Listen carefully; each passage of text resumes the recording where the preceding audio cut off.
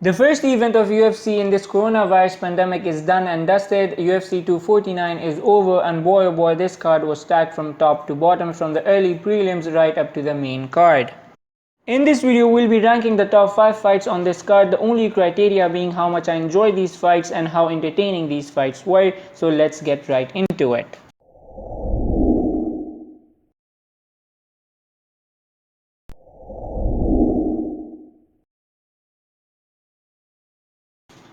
Number 5 on this list is Anthony Pettis vs Donald Cowboy Cerrone. Now, Anthony Pettis was coming into this fight after being submitted by Diego Ferreira in January, and Donald Cowboy Cerrone was coming into this fight trying to redeem himself after that embarrassing showing against Conor McGregor.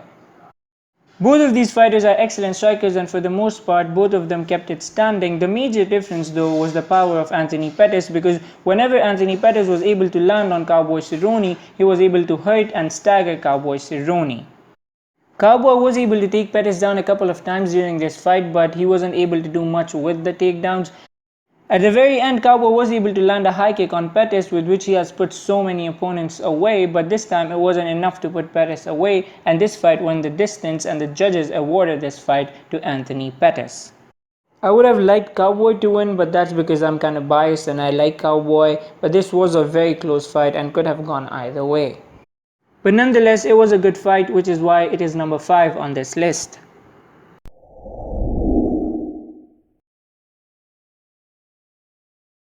Number 4 on this list is Jeremy Stephens vs Calvin Kattar. Now, this fight didn't last very long, it lasted only about 7 minutes, and both of them let their hands fly in the very early goings of the fight, especially Jeremy Stephens. He came out swinging and he started the fight with a very high pace and chopped up Calvin Kattar's legs in the very first round.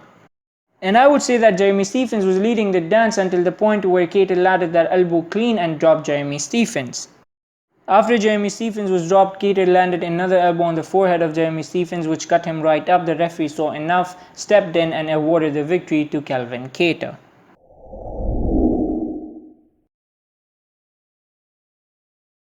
Number 3 on this list is the fight between Bryce Mitchell and Charles Rosa. This fight was an exhibition of world-class jiu-jitsu, because both the fighters showed some tremendous jiu-jitsu skills, both from the top and from the bottom. Especially Bryce Mitchell, because that guy is an absolute monster on the ground, because Charles actually shines on the ground, and to dominate him the way Bryce did speaks volumes. The transitions of Bryce Mitchell were absolutely beautiful to watch, and his game plan mostly revolved around two things: to put Rosa into a triangle choke or a twister, and on more than a few occasions he came pretty close. However, props to Charles Rosa, because any lesser man would have tapped out in the very first round. I mean, his submission defense was absolutely world class and something to behold.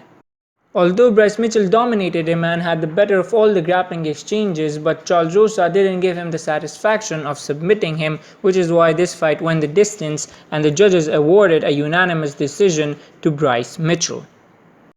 The most interesting aspect of this fight for me was whether Bryce Mitchell would actually be able to pull off another twister or not. Sadly, he wasn't able to do so due to the great submission defense of Charles Rosa, but nonetheless, it was an entertaining fight.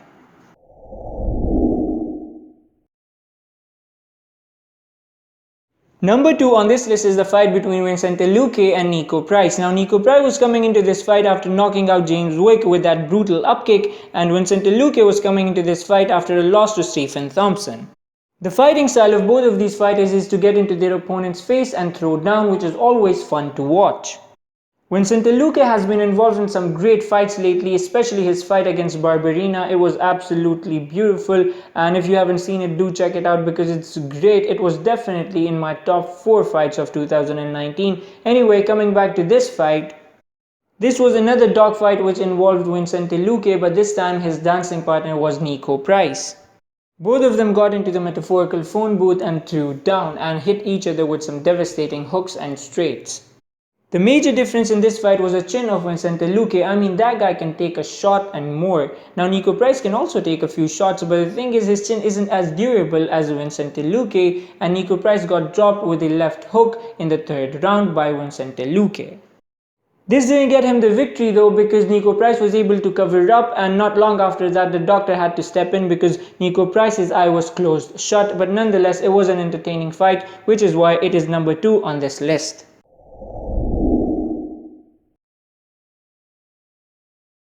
And number one on this list is the fight between Justin Gaethje and Tony Ferguson. Now this was an absolute banger of a fight. It was a great fight, but it was more shocking than it was great. Coming into this fight, Tony Ferguson had nothing to gain from this fight and everything to lose, and lose he did. I mean, I don't think anyone had predicted that Justin Gaethje would dominate Tony Ferguson for 4 rounds and then finish him in the 5th round. I mean, I'm sure some people must have predicted that Justin Gaethje would win, but I don't think anyone had predicted that Justin Gaethje would win in the fashion that he did. This was the best Justin Gaethje we have ever seen. He was very methodical and very calculated in this fight and waited for the right opportunities and picked apart Tony Ferguson on the feet.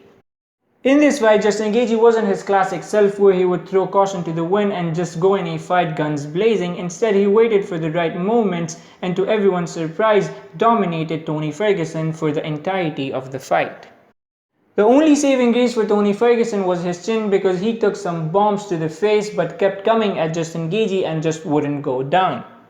Tony Ferguson did drop Justin Gaethje in the 2nd round, but other than that, it was all the human highlight reel.